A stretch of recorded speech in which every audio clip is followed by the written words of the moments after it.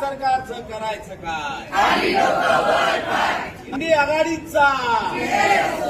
आघाडीचा तर झालं नेमकं असं. संसदेत चर्चेत असलेलं नारी शक्ती वंदन अधिनियम विधेयक नामंजूर झाल्यामुळे सत्ताधारी भाजपला मोठा राजकीय धक्का बसल्याची चर्चा रंगली आहे.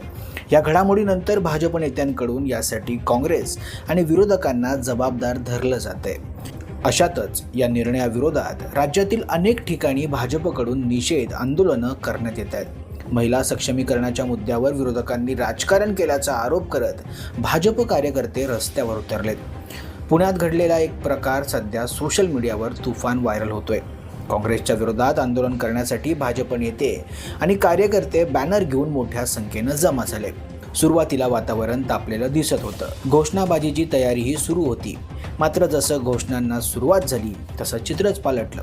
काँग्रेस विरोधात घोषणा देण्याऐवजी काही कार्यकर्त्यांकडून थेट NDA आणि भाजप विरोधातच घोषणाबाजी सुरू झाल्याचं पाहायला मिळालं. या अनपेक्षित प्रकारामुळे उपस्थित नेत्यांची चांगलीच पंचायत झाली. सभोवताली उभे असलेले कार्यकर्ते, नेते आणि नागरिक काही क्षणांसाठी अवाक झाले.